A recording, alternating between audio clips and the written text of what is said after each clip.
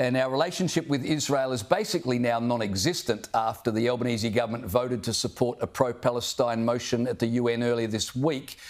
Israel government spokesman David Mencer had an absolute crack at our government. Have a listen.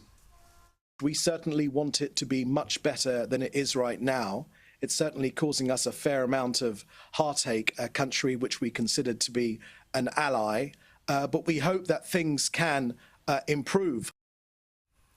Nick, that was pretty strong and comes in the wake of Benjamin Netanyahu having a crack at the Albanese government as well. The Israelis are not happy.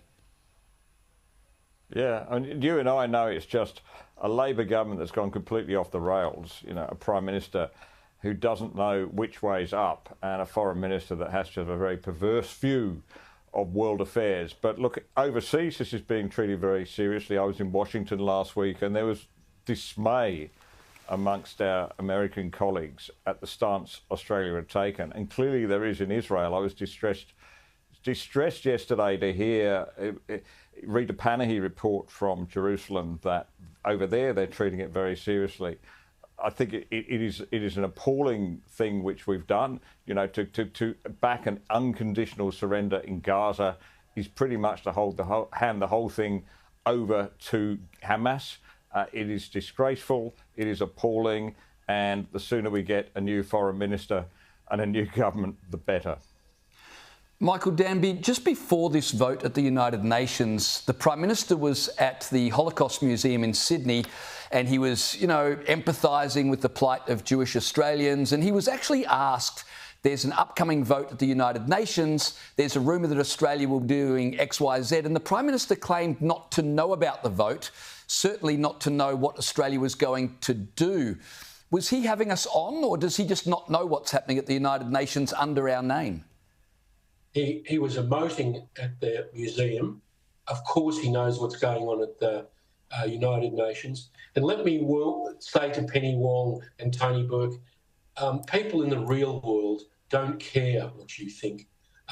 If they'd listened to you over Rafah or over Lebanon or over Nasrallah, we wouldn't be getting to the real end of conflict there. There's a ceasefire in Lebanon.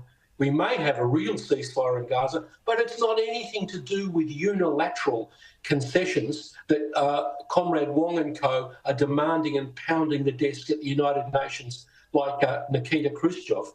It's because the Israelis with military power are insisting that those evil bastards from Hamas release the innocent hostages before there's any ceasefire deal. And they're probably going to concede on whether the Israelis withdraw from Gaza or not. The Israelis are not going to withdraw from Gaza, and the Israelis are not going to pay any attention to Burke, Albo or Wong, who are playing student politics at the United Nations, and completely ignore the real world. The real world is better, Penny Wong, for the Israelis removing the chemical weapons from Syria by eliminating. Well done, IDF. Yeah, I absolutely agree with you. If we want peace in the Middle East, the Israeli government should listen to what Penny Wong says and do the exact opposite. Michael, Nick, thanks for your time tonight. I appreciate it.